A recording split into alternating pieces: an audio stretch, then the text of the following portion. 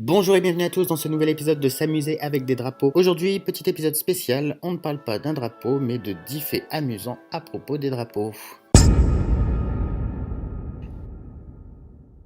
Entre 1969 et 1972, 6 drapeaux américains ont été plantés sur la Lune par les astronautes des missions Apollo. Selon certains scientifiques, ils seraient tous déjà bien blancs ou en train de se décomposer, complètement délavés par les radiations UV non filtrées du Soleil sur la surface lunaire. Et oui, il n'y a pas d'atmosphère sur la Lune. Du coup, les drapeaux sont en exposition constante aux rayons ultraviolets du Soleil. Il faut dire que l'alternance des 14 jours de soleil à 100 degrés Celsius et des 14 jours d'obscurité à moins 150 degrés Celsius met à mal le symbole américain. Malgré tout, 5 des 6 drapeaux sont toujours debout selon les photos que la NASA a prises en 2012. Pas mal pour des drapeaux en nylon de 5,50 $. Le premier drapeau olympique en berne en 1920 aux Jeux d'Anvers a disparu pendant 77 ans. C'est en 1997 que Alec Priest, athlète et médaillé de bronze, a avoué être en possession du drapeau lors d'un dîner du comité olympique américain. Un défi lui a été lancé par son ami Duke Kahanamoku, un nageur. Le but était de grimper et voler le drapeau. Il est alors resté 77 ans dans sa valise, n'ayant pas le courage de l'accrocher dans sa chambre. 3 ans plus tard, lors des Jeux olympiques de Sydney en 2000, Priest a rendu le drapeau au CIO. Peu abîmé et restauré par le comité olympique, le drapeau est depuis exposé au musée olympique de Lausanne, en Suisse.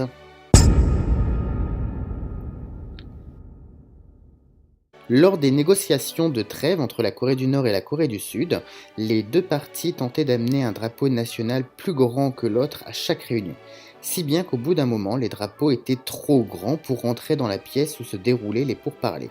Il a fallu discuter et se mettre d'accord sur la taille du drapeau à adopter. Les mentalités n'ont que peu changé sur ce point, c'est celui qui va avoir la plus grosse.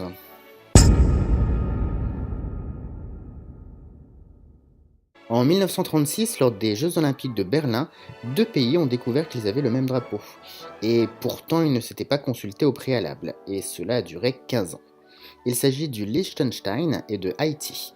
Depuis, l'un a ajouté une couronne en haut à gauche, l'autre ses armoiries.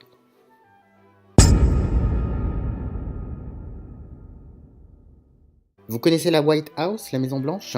Mais connaissez-vous la Blair House? Il s'agit de la résidence des invités officiels du président des États-Unis lors de leur séjour dans la capitale américaine. Sa particularité est que lorsqu'un drapeau étranger est en berne sur sa façade, la zone est considérée comme un sol étranger.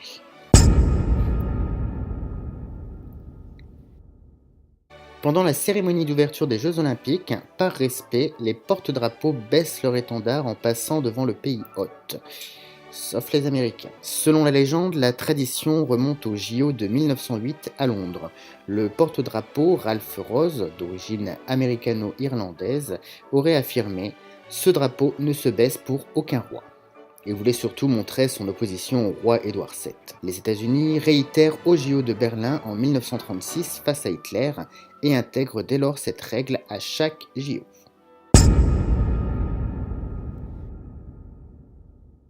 Le 14 juin, aux États-Unis, se déroule le jour du drapeau, célébrant l'adoption du drapeau. Contrairement à ce que l'on peut penser, il n'est pas interdit de brûler le drapeau américain. Et c'est d'ailleurs tous les 14 juin que des milliers de drapeaux sont brûlés par des scouts américains. Paradoxal, ceci dit.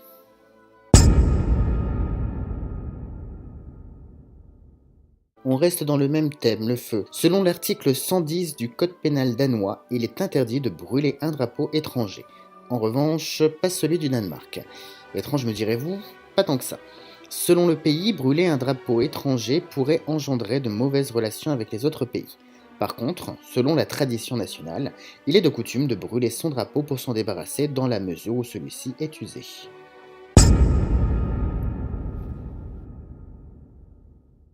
En 1984, lorsque Bob Hawke, l'ancien Premier ministre d'Australie, est arrivé au Canada, il a été accueilli avec le drapeau de la Nouvelle-Zélande. Il faut dire que les deux drapeaux sont assez similaires, ceci dit, cela aurait pu finir en crise diplomatique. Il faut savoir qu'il y a d'ailleurs depuis de nombreuses années un gros débat sur le drapeau de la Nouvelle-Zélande. Deux camps s'affrontent pour ou contre un éventuel changement.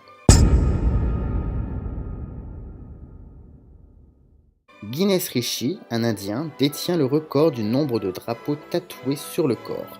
À ce jour, c'est 305 drapeaux qui lui sont tatoués sur le corps, dont 49 sur le visage et sa tête. Ça, c'est un fan de drapeaux. J'espère pour lui que certains drapeaux ne vont pas changer, n'est-ce pas, la Nouvelle-Zélande? Merci à tous d'avoir suivi ce nouvel épisode. N'hésitez pas à liker, à partager, à vous abonner à la page et surtout à revenir dès demain pour un nouvel épisode.